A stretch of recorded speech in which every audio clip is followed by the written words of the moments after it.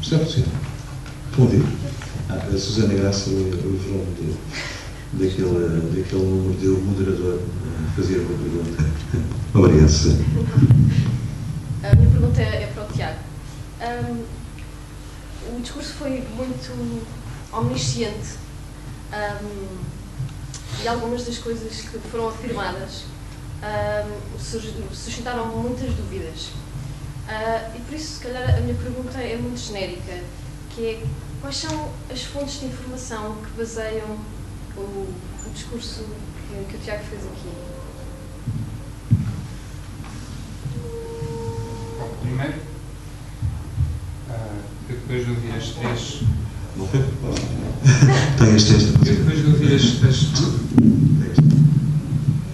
Depois de ouvir as três comunicações da tarde, fiquei a pensar, acho que te enganaste-me ao convidar-me para este painel, porque ao ouvir as outras três comunicações, acho que fiz aqui se calhar fui demasiado longe na... Mas, de qualquer forma, as fontes são simples. A primeira é o próprio orçamento do Estado, não é? As questões que estão apresentadas, as grandes opções do plano para 2013. Depois, outras fontes resultam de uma prática cotidiana no terreno, junto das entidades públicas, dos agentes culturais, portanto, enquanto jornalista e crítico. E das leituras das leis e daquilo que são as expectativas da parte dos agentes relativamente a essas leis. E depois, há a interpretação que eu próprio faço de um contexto e as observações a que me permito fazer e, no fundo, a reflexão a que me sujeito. E também uma tentativa especulativa de observação e tentativa de percepção e de testar também os limites do que é que podem ser os discursos de recepção e o que é que podem ser os limites dessas expectativas e do diálogo intencional ou estratégico ou programático que possa existir entre as diferentes partes. Portanto, há os documentos que estão disponíveis e depois há um trabalho de campo e depois há uma reflexão sobre essas duas partes. Mas eu não sei exatamente o que é que me está a perguntar. É que algumas coisas que disse não são exatamente, rigorosamente corretas. Os números são sempre coisas que são fáceis de identificar. Por exemplo, disse que 75% dos apoios estavam concentrados em Lisboa. Isso não é verdade. E é um número que profissionalmente tenho vindo a acompanhar, pelo menos nos últimos 4 anos, e nunca foi verdade. E como as afirmações são todas bastante definitivas, por isso é que estava a perguntar se de facto havia aí um trabalho de campo de facto que se estivesse... Qual é que é o número? Nunca ultrapassou os 50%. Por exemplo, em 2011 foi 48% em concreto. Mas isto é só... Em que é que a diferença... Ok, vamos admitir que o número possa estar entre os apoios que são efetivados e depois aquela que é a realidade do próprio país. Em que é que... portanto, pondo em causa aquilo que eu estou a dizer, pondo eu em causa aquilo que disse e indo ao encontro da sua questão, em que é que a diferença de 25% alterou a percepção que o resto do país tem sobre a concentração e a hegemonia dos apoios e do próprio comportamento dos agentes culturais em Lisboa? Isso é uma pergunta para mim. Sim. Mas posso responder claramente.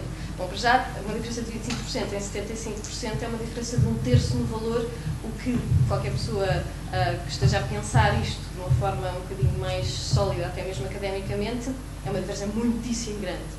E em segundo lugar, mesmo na questão do pensamento, da centralidade de Lisboa relativamente ao resto do país, numa relação cultura-geografia, faz uma diferença brutal num país que é relativamente pequeno e que, comparado com outros países europeus, acaba por ter uma centralidade bastante semelhante àquilo que acontece em outros países europeus. Portanto, efetivamente, eu não sei qual é a sua medida de percepção, mas, segundo alguns estudos que têm havido relativamente a estas matérias, penso que a percepção de quem lê seja diferente. Isto é só um exemplo, porque há outras coisas que foi afirmando ao longo do seu discurso que realmente, lá está, como eu digo, se me suscitaram dúvidas, precisamente porque revelavam muito pensamento, não seu, mas muitas vezes de outros organismos. O que é que o ICA pensa, o que é que a DGAs pensa, o que é que a Secretaria de Estado da Cultura pensa, o que é que as finanças pensam, para onde é que vai a União Europeia,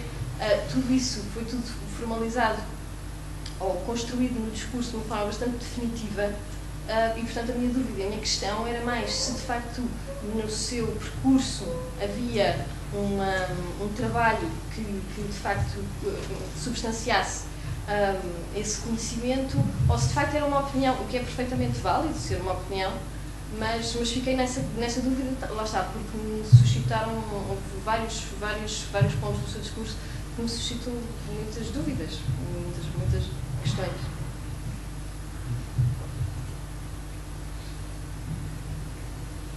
Não é para te responder mais.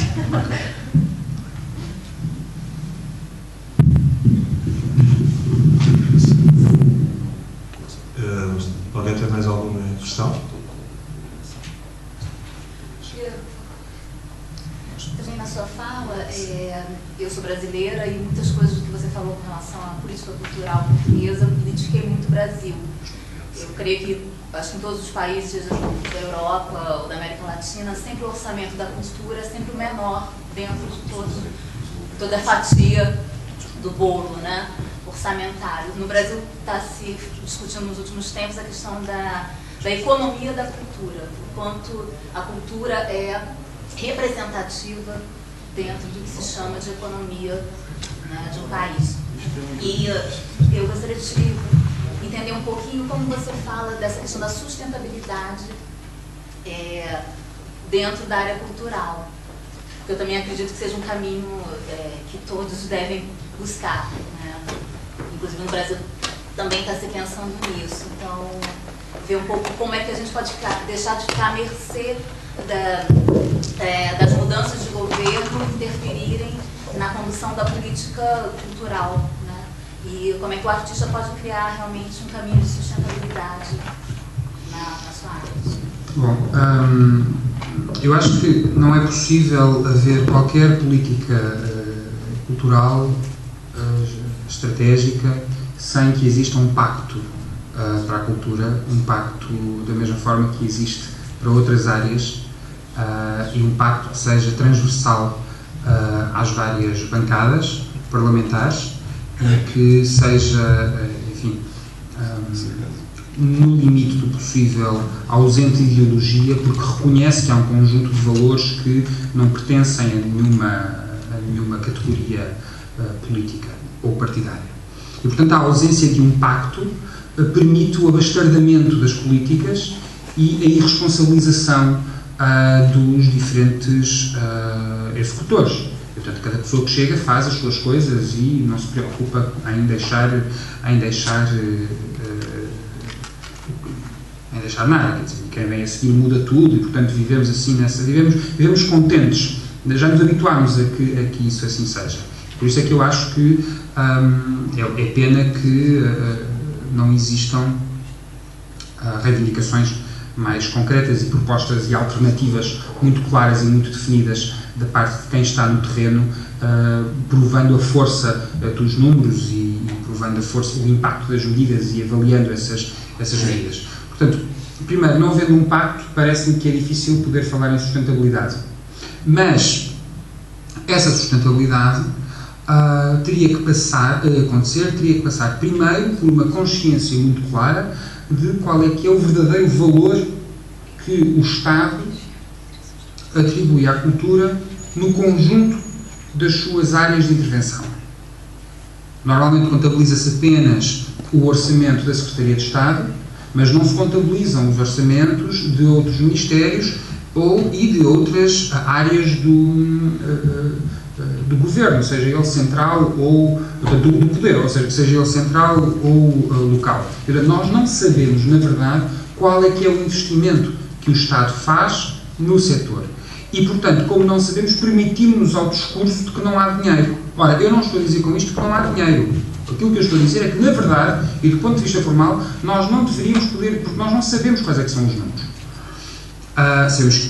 Podemos intuir que é pouco, sabemos que não chega para a quantidade de projetos que estão a ser feitos, que não chegará para a quantidade de projetos que ainda ambicionam ser feitos e, portanto, não havendo esses dados, é difícil podermos falar de sustentabilidade. Contudo, porque não haver esses dados da parte do Estado, também não temos os dados da parte do investimento privado. Então, nós não sabemos quem é que anda a investir o quê e quanto no setor cultural. Portanto, não conseguimos prever, na eventualidade da criação de um plano sustentável, não sabemos o que é que corresponde a cada uma das partes. E só quando nós soubermos isso, é que vamos poder, eventualmente, conseguir definir prioridades e estabelecer critérios que permitam que determinadas coisas sejam asseguradas diretamente pelo Orçamento do Estado e outras não, e que possam encontrar outro tipo de financiamentos e que se possam depois apurar responsabilidades das diferentes partes, da parte dos agentes culturais, da parte da sociedade civil, da parte do próprio Estado.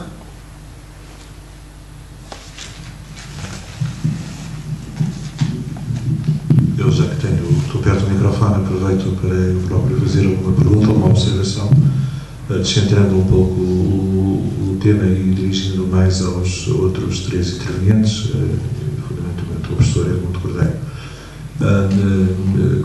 com estas imagens que acabamos de ver, e que têm a ver com a capacidade ou com o poder, de alguma forma, que os artistas têm de, no fundo, falar sobre isto de uma forma sintética. Obviamente que todo o trabalho do Pedro Costa surge num percurso muito coerente que ele tem mantido. Eu recordo uma frase que é dele, publicada no jornal quando foi apresentado ao exterior a Juventude em Marcha, em que um jornalista lhe perguntava como é que ele comentava o facto de algumas pessoas dizerem que o cinema dele era dirigido a um nicho. Ele dizia que não, porque o cinema dele era sobre as condições de 4/5 da população mundial, portanto, isso não é um nicho, é um cinema, de certa forma, entre aspas, de massas. O que ele consegue sintetizar nestas imagens, e isso foi interessante ver agora no final, um bocado como síntese da Colômbia, é que essas imagens propõem-nos precisamente uma reflexão sobre a arte, que está implícita, mas também sobre a política e a economia, e nós aí vemos isso numa unidade indissociável. Parece-me que ao ver as obras do Pedro Costa, todos estes setores lá estão presentes, mas no entanto trata-se de um trabalho de um criador, de um artista, de alguma forma. Sim, do ponto de vista político, porque evidentemente estas obras do Pedro Costa em particular têm uma força política, mesmo que não cheguem a muita gente, mas a força não se pode medir por aí, não é? Porque essa força política depende exatamente de ser um trabalho ser um trabalho da arte propriamente, e não um trabalho, digamos assim, de mensagem, o que quer que seja. Tem a ver com... E é por isso que, evidentemente, que acaba por ser sobre a arte, acaba por ser sobre o cinema, sobre o que é que o cinema é, sobre o que é que pode fazer, e ao mesmo tempo, na medida em que se afasta de um certo modo de ser e de fazer cinema,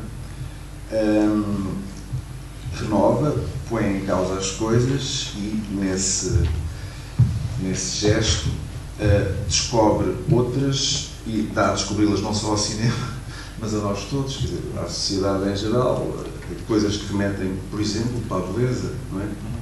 E, portanto, e para o desconhecido, não é? Para aquilo que nós não conhecemos, e para a beleza onde menos se espera, não é? Portanto, ele está a fazer algum trabalho de composição no meio daquela destruição toda, portanto, daquela sofrimento, mas ele não está a fazer um trabalho sobre o sofrimento, ele está a fazer um trabalho sobre a beleza daquilo e, portanto, está a criar as maneiras, pela arte, de dar valor àquilo que, de facto, do outro ponto de vista, não tem valor nenhum, do ponto de vista normal, do ponto de vista do código, do ponto de vista do poder, do ponto de vista do dinheiro, do ponto de vista, um pouco, nós todos, não é?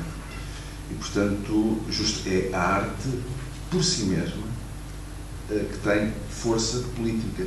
Mas acho que não deriva propriamente de uma força do artista, deriva, se calhar, e mesmo no caso dele, do contrário, deriva de uma impotência, e, portanto, de uma necessidade de se entregar, digamos assim, como Cristo, não é? Para, quer dizer, que é qualquer coisa de sacrificial, não é? Que há, acho eu, nos gestos criativos autênticos. E, portanto, é a partir desse sacrifício, portanto, dessa fé também, que pode surgir qualquer coisa, e sendo um sacrifício, evidentemente que é pessoal, portanto, mas é um sacrifício que tem a ver com a vontade de criar qualquer coisa em arte que se aguente e que mostre, porque ele acaba por mostrar, não mostrando, quer dizer, escondendo, não se vê o que é que está para lá das portas, não se vê o que é que destrói, não se vê aquele quadro apertado, portanto, mostra porque dá a impressão do que não se vê, porque evidentemente se mostrasse, desaparecia imediatamente o efeito, a imagem, digamos assim, dissolvia o que continha, assim a imagem concentra-se, tem poucas coisas, digamos assim, embora tenham coisas. Quer dizer, tem poucas coisas, mas o que tem de pouco é fundamental para a imagem existir na sua força de revelação, no seu fazer ver. Portanto, é isso, evidentemente, que tem a ver com a força da arte e com a impotência do artista. Mas a impotência do artista é necessária para a força da arte. Desculpe, professor, mas há uma coisa que eu não percebo. Quando diz que o artista... Em que é que o cinema do Pedro Costa se sacrifica? Em que é que o artista Pedro Costa se está a sacrificar? Ou seja, quando ele parte para as Fontainhas e decide filmar aquele território, com aquelas pessoas, daquela forma, com aqueles meios, quando ele, por exemplo, o exemplo agora do filme Centro Histórico, em que tem uma encomenda para fazer um filme para Guimarães 2012 e diz, eu peguei neste dinheiro e fiz o filme que faria de qualquer forma e vamos integrá-lo nesta longa-metragem e eu vou voltar sempre às Fontainhas e vou fazer o cinema que quero.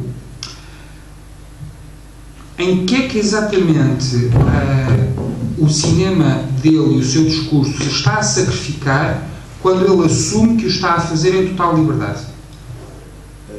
Não percebo exatamente a questão, porque não vejo contradição nisso. Ele sacrifica-se porque tem que se entregar ao seu arte, por isso é necessário, ele não faz a sua obra à cowboy. Do ponto de vista do poder, eu sou o maior, venho para aquilo. Ele faz, portanto, reduzindo os seus meios, pondo-se em condições difíceis, vivendo ali com aquelas pessoas, naquelas condições durante muito tempo. Isso é, de facto, um sacrifício. Mas é um sacrifício, é um sacrifício que tem a ver com a arte, mas também é um sacrifício que tem a ver com a pessoa. Mas é um sacrifício, se ele opta, ele reduz os meios ou ele reconhece quais é que são os meios essenciais para fazer? As duas coisas estão ligadas. Ele reconhece quais são os meios essenciais, evidentemente, isso está ligado, não é? É uma necessidade, ao mesmo tempo é um reconhecimento que parte, desde logo, de não querer fazer como fazia, ou como se faz normalmente, por muitas razões artísticas e também de índole pessoal, não lhe convém. Por isso, simplesmente. Talvez possa acrescentar qualquer coisa sobre isto, desculpem, porque alguém queria ter dito. Mas isso, só para dizer que talvez essa noção de sacrifício tenha havido aqui uma certa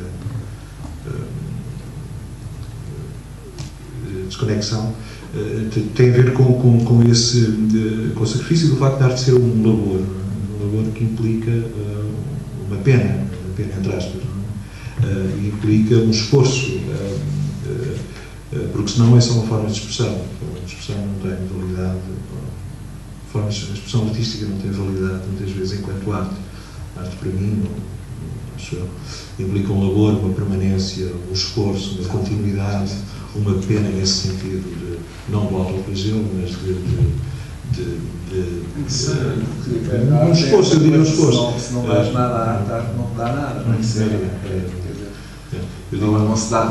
por isso que o dinheiro das várias secretarias de Estado não faz artistas. Exato. Se não era fácil, não era só distribuir florescer os artistas, não é? Creio que há uma pergunta. Boa tarde, o meu nome é Carmen Mandareu, eu sou doutoranda em Ciências da Comunicação da Universidade Nova de Lisboa, estou na fase de escrever a tese, portanto o tema de economia e arte suscitou-me particular atenção e curiosidade. Eu gostava de colocar uma questão ao professor Eduardo Monte Cordeiro, desculpa, que tem a ver com uma frase, penso que foi assim, pelo menos tentei tomar nota desta maneira, que é a arte, Pedro Costa, dá existência a algo que o dinheiro desvaloriza.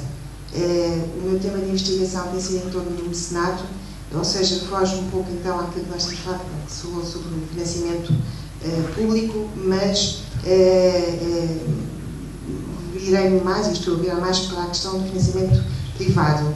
E eu gostaria de saber, na opinião do Sr. Professor, qual é que é o papel do mecenas quando se diz então que a arte dá existência a algo que o dinheiro não desvaloriza, ou seja, então o mecenas tem interesse em financiar e estar presente e apoiar aquilo que o artista quer fazer, e pegar também aquilo que o Tiago diz, então o artista faz o que quer ou que, neste caso, quem paga quer. Quer dizer, a resposta é evidente. Para mim, pelo menos, acho que o artista faz o que quer, evidentemente. Sobre a questão dos mecenas, quer dizer, por são eram mecenas o artista, e tudo bem, não é? E tudo bem.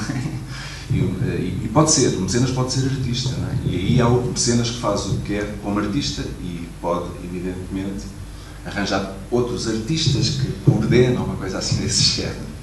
Mas não sei exatamente qual é o que fiz a questão. O artista, a arte faz,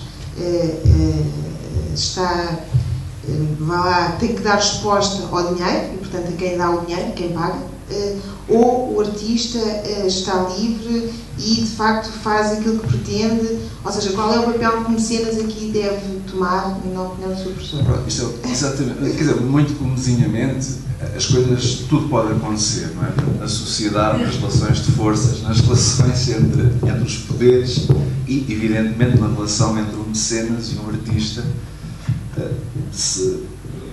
quer dizer, se o poder está mais por um lado, depende, não é? O que é que eu aconselho? Aconselho ao mecenas que, evidentemente, dê ao artista e que não se preocupe mais com isso, quer dizer, é o conselho que eu posso dar ao mecenas. Há uma coisa por acaso agora não me lembro exatamente, não basta a língua, mas há uma frase muito interessante sobre isso, sobre a relação artista-mecenas, do Almada Negreiros, com um amigo meu que está na plateia, sabe, acho que foi ele que me disse há pouco tempo, mas agora não me lembro, que é que, portanto, dá o dinheiro e depois vai-te embora, uma coisa assim desse género. Mas é mais ou menos assim. E de facto tem que ser assim, não é? Porque senão não faz sentido, senão é uma lógica de patronato, ou, quer dizer, patronato no sentido de imposição, não é?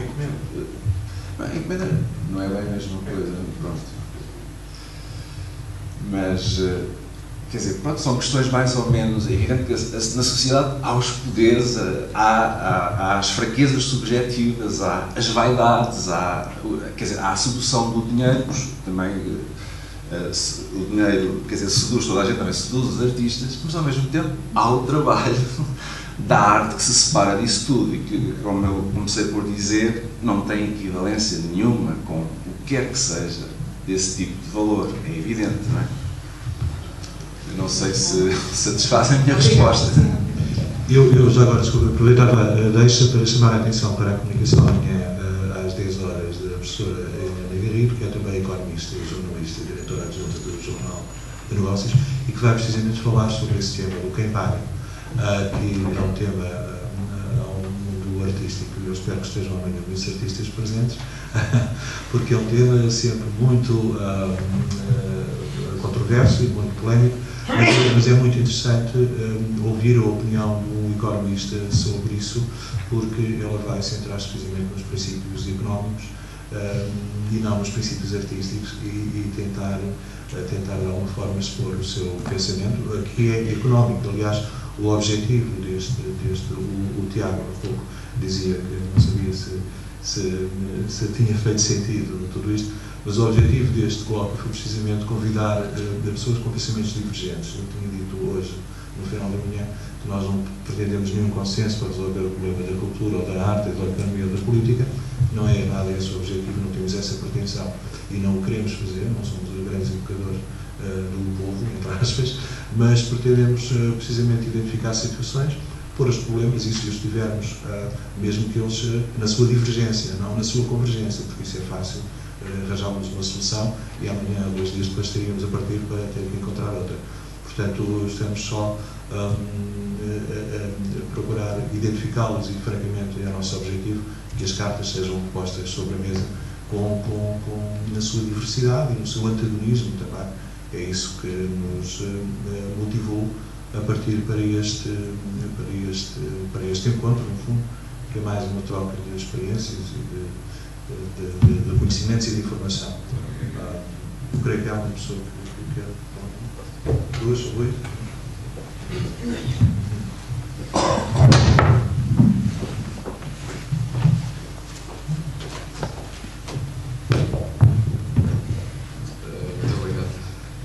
Eu, se calhar, já agora dá para fazer um pequeno contributo em relação a esta questão do mecenato, que é quase 100%, digamos, improvável haver esta situação em que o mecenas dê dinheiro ou faça um donativo diretamente a um artista, devido aos mecanismos legais que estão previstos nos estatutos dos benefícios fiscais e que o artista, digamos, não carece da declaração de interesse cultural, nomeadamente do Estado, não. Ou seja, isso tem que ser feito mediado através de uma organização cultural, de uma associação, de uma fundação, etc. Portanto, e aí já existe essa mediação que, em princípio, defenderá os direitos dos artistas, não é?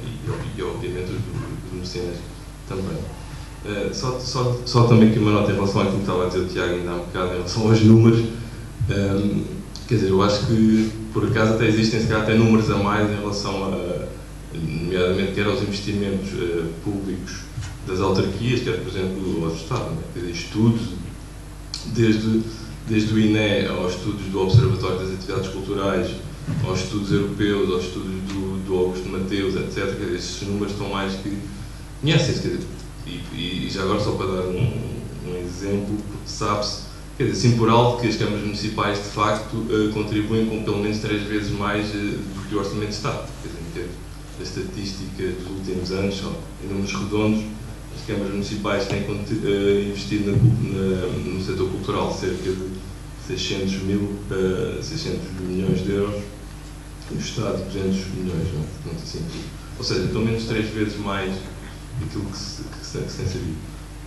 Mas eu queria só fazer uma pergunta mais direta ao José Gomes Pinto, para falar agora um bocadinho, que é a questão, se eu bem percebi há um bocado, pronto, havia alguma ironia, acho eu, em afirmar aquela relação entre arte, criatividade e inovação, ou seja, entre associar muito diretamente as práticas artísticas ou o trabalho artístico, digamos, com a procura do novo ou com a inovação e criatividade.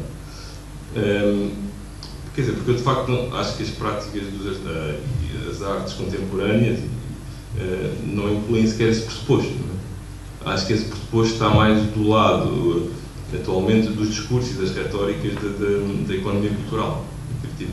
Portanto, não sei qual é que era a perspectiva que o José Gomes Pinto estava-se a referir, se era, digamos, mesmo da perspectiva dos artistas e das práticas artísticas, ou se deste lado deste discurso, nomeadamente e muito concretamente apoios previstos da União Europeia no programa de 2014-2020, em que houve digamos, enquadramento das artes no setor cultural e criativo, e que essa tem sido mais a tendência, de facto, de tornar as artes uma vertente da economia cultural. Okay. Eu só respondo ao professor Rui Matoso com a condição de que alguém faça alguma pergunta ao professor Francisco Parreira, porque senão...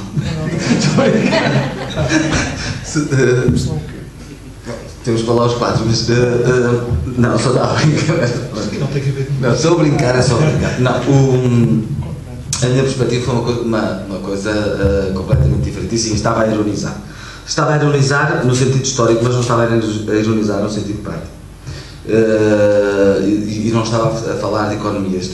Onde eu coloquei a questão da relação da economia, da arte e da política, falei no Neolítico. Foi por aí que eu comecei, porque é aí que se começa a existir. Isto é, a arte tem uma função que nós esquecemos. Parece que a arte, a pessoa que foi, dizer da minha referência, a pessoa que foi mais atrás foi o Francisco, ao século XVII, lendo uma coisa do século XVII a partir do século XIX e a partir do século XX, mas parece que a arte nasceu aí por volta desses séculos. Não nasceu. E as perspectivas, e hoje o conhecimento que nós temos do que é a arte e da função que tinha a arte, depois eu referi os trabalhos de Klaus Schmidt sobre Göbekli Tepe, acho que é assim que se diz, sobre o primeiro grande achado monumental que se pressupunha ter uma função religiosa. Aquilo que eu disse foi que a partir de um determinado momento parece que, para que haja uma transmutação de valores, para que haja uma transmutação de valores e que a arte se afirme como arte, como algo distintivo, e que se aplica à escrita, que se aplica à arte plástica, que se aplica à escultura, que se aplica ao que quer que seja, que está sempre na disposição de estar a procurar inventar qualquer coisa, de juntar qualquer coisa, de fazer colagem para produzir alguma coisa. E que o regime político, e por isso não utilizava de Aristóteles, que o regime político que rege as artes hoje é esse, é o da inovação ou da novidade. Mas era uma ideia teórica. Não sei, estou convencido disso, não podemos estar aqui muito tempo a discutir, mas estou convencidíssimo disso, que a Hannah Arendt se enganou completamente, que era as definições mais bonitas, que eu andei convencido durante muito tempo que era verdade, de que a função da arte era para ser vista. Não era só. Não é? Sim, do século XV, XVI para cima, muito bem, mas a arte perde-se no tempo, e de facto que essa função da arte nunca o produto da obra de arte não se gastaria nunca, porque a forma do seu gasto era da contemplação, o que permitia toda uma série de especulações, é desmentida quando percebemos que, ou quando a inserimos, coisa que o Benjamin faz na obra de arte e em muitos outros textos, e que parece que toda a gente se esquece. Aquilo que eu fiz foi, no fundo, dar uma perspectiva mais alargada ao nascimento da arte, da economia e da política, que é concomitante, que dá-se com o nascimento daquilo que hoje se chama homem, e perceber que do século XIX para cima, nomeadamente a partir das técnicas da reprodução, quer seja do som, quer seja da imagem, há essa voragem inovadora, porque sem ela o artista não vive e as instituições não vivem se o artista não produzir alguma coisa. O exemplo do Kafka era... Bom, no fundo, se quiser podia começar pelo fim, era confirmar que essa voragem de pelo novo e de dispersão estava dada já na figura, nesse personagem principal do livro do Homem Sem Qualidades, que é o Ulrich. Não sei se respondi. Pois, eu acho que há dois, então são dois tipos de novo, são dois novos conceitos, este da inovação e da criatividade, bastante atual das economias criativas. Eu não estava a pensar nisso. E o outro, o novo, está ao longo da história, é mais filosófico. Obrigado. Ora, essa. Boa tarde, Jorge Andrade. O meu pedido de intervenção é mais para reagir a uma resposta de um dos conferencistas que eu não tive a oportunidade de ouvir, por razões pessoais vim mais tarde, mas que, digamos, suscita-me mesmo, quer dizer, uma reação, que eu reajo, que é o facto de, em resposta à primeira interpelante, ali o Tiago, não é? Bartolomeu Costa, pôs a falar, quer dizer, em política e arte, não é? E as questões de cultura, em termos que a mim causaram arrepios. E causaram arrepios, não só porque, quer dizer, porque não tendo ouvido a sua comunicação, não sei até se integra a arte na cultura ou não, na medida em que o bocado que apanhei de Francisco Parreira, não é?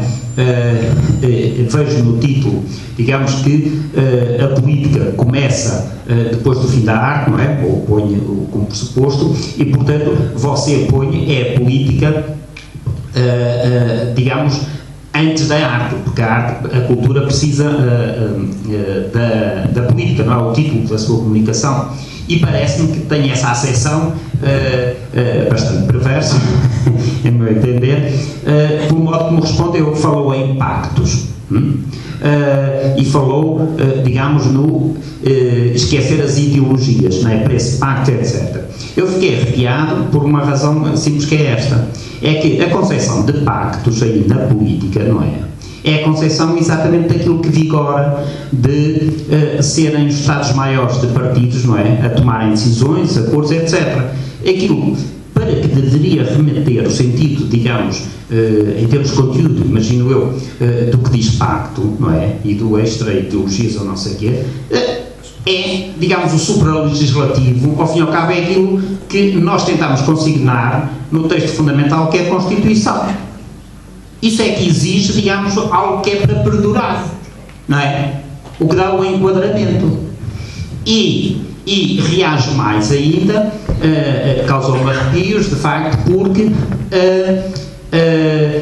eu esperaria que, quando se discutem questões, por parte até mesmo de um jornalista, que têm a ver com as decisões na Assembleia da República, depois o Executivo, não é? É acabar com o regimento que lá há. É pôr na Assembleia da República o regulamento das Assembleias Gerais de toda a gente, em que quem lá está como cada um deles é um indivíduo, não estão, digamos, como estamentos, não é? Porque o regimento da Assembleia da República é um regimento de estamentos, não é? E o pacto é para funcionar na base desses estamentos, não é? E, portanto, a política não vigora dentro desse regimento, e por isso eu reajo. Reajo ainda numa outra perspectiva, vou acabar, que é quando você referiu o problema, digamos, para se fazer planificações, digamos, e aí também reajo a essa concepção do planificar, porque isso é uma visão de facto, quer dizer, eu acho que é totalitária. Quando referiu, ninguém sabe, quer dizer, o que é os orçamentos que estão na parte privada, não é? Da iniciativa privada, não é? Etc, etc. Ora, eu acho que isso é exatamente a responsabilidade dos jornalistas dar visibilidade ao que acontece na sociedade, de modo a nos demonstrar, em termos de autoestima e tudo, que quando o Estado se desfaz, que a gente não precisa dele para nada, não tem problemas nenhuns. O que é preciso é que haja visibilidade de que nós funcionamos sem ele. Portanto, é esta a minha reação. Aproveito só, por causa da última intervenção, de estar de acordo com a questão, quer dizer, tem a ver naturalmente com o conceito sobre o que seja arte ou não, mas eu acho que é claríssimo, e até mesmo para os neurocientistas, na atualidade, etc., que efetivamente há todo um conjunto de artefactos, não é? Do início da idade do homem, não é? Portanto, que mostram que mesmo quando ele modela até o bifaz, etc., quer dizer, aqueles artefactos todos, que há ali uma percepção cerebral já do estético. E os neurocientistas parece que não põem em causa que nesse estádio do homem, digamos, o estético estava já, não é, no nosso funcionamento cerebral. E, portanto, quer dizer, estou perfeitamente de acordo, não é? O que remete para os séculos que apresentou, não é? É diferente. É a vertente, ao fim e ao cabo, da teorização, da racionalidade, etc. E que, mas isso implica um outro problema, mas que julgo que é o do debate da manhã, não é? Que anunciou, da economia, não é? Só dar oportunidade. Sim, eu termino com isto, que é o de, digamos, em termos de poder, digamos, o universal, o partir de um pressuposto de valores, etc. Para dizer, pode estar como justificativo para se criar uma máquina que recolhe impostos, não sei o que mais, e que nos trucida a todos, não é? Pois. Bom, eu não sei como é que pretende viver sem Estado. Não é possível viver sem Estado. Os Estados podem tomar várias formas. Aquilo que nós temos, apesar de tudo, e como dizia... Eu saiba, o Estado surgiu depois dos homens existirem na sociedade. Como se disse, a democracia é para você poder clarificar a resposta. A gente não pode fazer uma coisa que é esta. Estamos num edifício, ele não nos serve. Porque nós chegámos cá historicamente já, não é? Pelo menos a nossa geração, você, eu, etc, etc. Isto já existia tal como está. Nós precisamos não implodir as coisas de modo a ficar debaixo dos escombros. E por isso é que eu me relaciono com o Estado. É porque não quero ficar debaixo dos escombros. Pronto. Aquilo que eu queria dizer era, quando eu falei de pactos, não acho nada que os pactos sejam prejudiciais, até porque têm sido os pactos em diferentes áreas que têm permitido que nós possamos ter condições básicas de vivência na habitação social, na saúde, na segurança social, na educação, na defesa, na justiça. Portanto, existem pactos feitos pelos diferentes partidos com assento parlamentar que têm garantido que o Estado possa funcionar. Balelas. Não são balelas. É a máquina a funcionar, é aquilo que nos permite, a mim e a si, podermos estar aqui a discutir, pensando que pode haver um mundo melhor sem a preocupação de estarmos nesse mundo. Portanto, quando eu defendo a existência de um pacto para a cultura, eu não estou a dizer que esse pacto vai dizer o que é ou não é cultura, ou se a arte cabe dentro da cultura, que é uma discussão que de todo me interessa ter. Porque eu também não acho que a cultura pertença a uma determinada ideologia ou que esteja acantonada numa determinada estética. Aquilo que eu acho é que há determinadas coisas que pertencem a um quadro de referências que são nacionais e universais que não podem estar permanentemente a ser questionadas. E, portanto, há um conjunto de coisas que são... Meta para a Constituição, que é suficiente. A Constituição é demasiado vaga. A Constituição diz que todos os cidadãos têm acesso à cultura. Não diz como. Não diz como. O que se permite às mais diferentes coisas. Portanto, quando eu estou a falar da necessidade de um pacto, estou a falar do garante de que qualquer cidadão, com ou sem recursos, com maior ou menor visão, com maior ou menor capacidade de interpretação, possa saber, pelo menos, que existem um conjunto de autores, de instituições, de espaços e de lugares que lhe oferecem as condições básicas para ele entender como é que nós chegamos aqui, do ponto de vista artístico e cultural. E que, portanto, garantem que as instituições possam funcionar. Portanto, os pactos daquilo que eu estou a falar são pactos que permitem, por exemplo, que os orçamentos das instituições não estejam apenas e só dependentes das opções programáticas de cada governo. É disso que eu estou a falar. Tudo bem, olha, critique o conceito de política de só mais uma coisa. Eu não tenho, ao contrário do Pedro Costa, a intenção de me sacrificar pelo jornalismo. Portanto, eu faço aquilo que me cabe dentro daquilo que são as minhas limitações. Acho apenas que é necessário nós começarmos a pensar as coisas de outro modo, porque de facto não vai haver mais dinheiro e ou nós deixamos de ter um discurso irresponsavelmente abstrato sobre a importância da cultura hoje, ou nós rapidamente vamos deixar de falar de cultura. Bom, muito obrigado. Não havendo mais perguntas, eu queria fazer uma breve, muito breve. Sim. Se puder. Mas não respondeu à parte que eu lhe pus do conceito de política. Mas peço desculpa, não podemos monopolizar o debate em torno de uma questão infindável e podemos estar aqui